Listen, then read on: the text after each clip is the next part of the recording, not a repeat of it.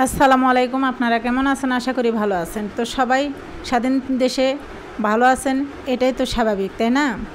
ভালো থাকার জন্যই এত রক্তের বিনিময়ে, জীবনের বিনিময়ে স্বাধীন দেশ পাওয়া গেছে। অবশ্যই সবাই ভালো থাকবেন এই স্বাধীন দেশে।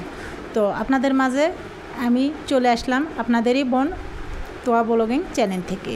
তো ছোট্ট একটা ভিডিও নিয়ে আপনাদের মাঝে হাজির হয়েছি।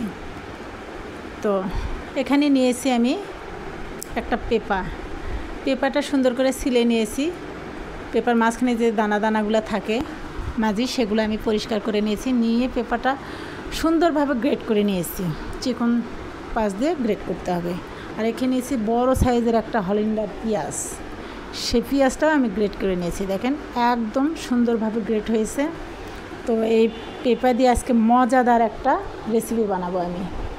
আপনারা হয়তো দেখতে অতটা বুঝতেছেন না যে এটা কেমন মজাদার খাবার হবে। অবশ্যই মজাদার খাবার এটা। একবার এভাবে বানিয়ে খেয়ে আপনারা দেখবেন কত মজাদার খাবার। আর এখানে নিয়েছি আমি মসুরের ডাল আর চাল। আমি নিয়েছি 200 গ্রাম চাল আর 50 গ্রাম কিছু বেশি হবে মসুরের ডাল নিয়ে আমি কিছুক্ষণ ভিজে রেখেছিলাম।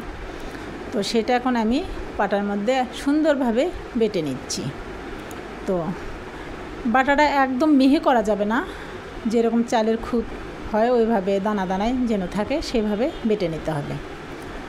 তো এইভাবে এই পেপার রেসিপিটা যদি বানিয়ে খাওয়া যায় বিকেলে, না চায়ের সাথে বিকেলের নাস্তা হিসেবে বাচ্চাদের টিফিনে এই নাস্তাটা যদি নেওয়া যায় তাহলে এত সুস্বাদু নাস্তা এটা।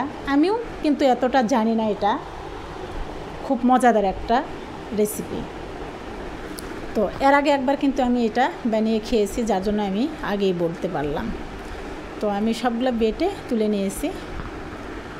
আমার কিন্তু এই রেসিপিটা ভালো লেগেছে, খেতে খুব মজা লেগেছে, যার জন্য আপনাদের সাথে শেয়ার করলাম। যে জিনিস আমার ভালো লাগে না খেতে বানাতে, সে জিনিস কিন্তু আমি আপনাদের সাথে শেয়ার করি না। তো ভালো লাগছে বিদায় আপনাদের সাথে আমি শেয়ার করলাম যে দেখি এটার একটা রেসিপি দেওয়া যায়। তো আমি এখন এখানে দিয়েছি একটু ময়দা, দিয়েছি আদা রসুন বাটা, দিয়েছি একটু গোটা জিরা, দিয়েছি স্বাদ মতো লবণ, দিয়েছি পরিমাণ মতো হলুদ, আর তার সাথে দিলাম একটু আমি শুকনো মরিচ ভেজে গুঁড়ো করে। তো এখন আমি সুন্দরভাবে মেখে নেব, পানি দেব না। এই পেপার যে পানিটা আছে, রসটা, সেটা দিয়েই কিন্তু এটা মাখা হয়ে যাবে, পানি দেওয়া লাগবে না। তো খুব মজাদার একটা খাবার। আপনারা কিন্তু, আমি ময়দা দিয়েছি, আর আপনারা কিন্তু চালের গুঁড়াও দিতে পারেন। এখানে আমার চালের গুঁড়া বাসায় ছিল না, যার জন্য আমি দিতে পারিনি। ময়দাও হবে, আটাও হবে, চালের গুঁড়া হবে, যেটা দেবেন সেটা হবে, কিন্তু সেগুলো পরিমাণে খুব কম দেবেন, তাহলে পেপার স্বাদটা বোঝা যাবে।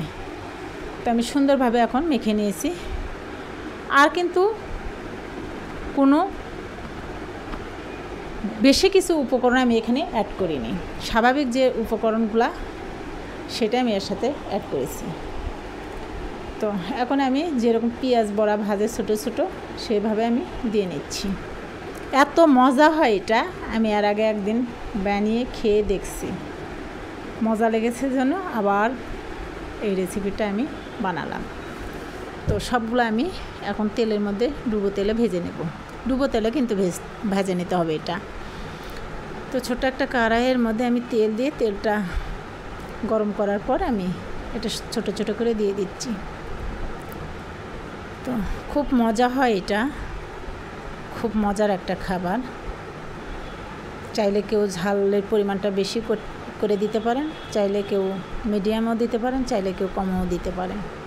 তো মিডিয়াম দিলেই বেশি ভালো লাগে, তাহলে বাচ্চারাও খাবে, বড়োদেরও খাওয়া যাবে, সবারই ভালো লাগবে। আর একটু বেশি যদি ঝাল হয় তাহলে বাচ্চারা খাইতে পারবে না। তো এত মজা হয় এটা, আপনারা যদি না বানান আর না খান তাহলে কিন্তু বুঝতেও পারবেন না, আমি আপনাদের বোঝাতেও পারবো না এটার স্বাদটা কেমন। খুব মজা এটার স্বাদ। তো পেঁয়াজের পরিমাণটা আর একটু বেশি দিলে ভালো হয়, কিন্তু পেঁয়াজের যে দাম, ফেসবুকে লেখালেখি হচ্ছে, শুনতেছি পেঁয়াজ নাকি 70 টাকা কেজি, কিনতে গিয়ে দেখি হল্যান্ডার পেঁয়াজই 100 টাকা কেজি। তাহলে আবার কি হলো?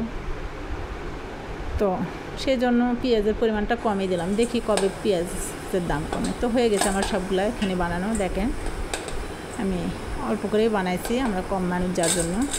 খুব মজা, এটা গরম গরম খেতে আরও দারুণ মজা, খুব মজাদার একটা খাবার।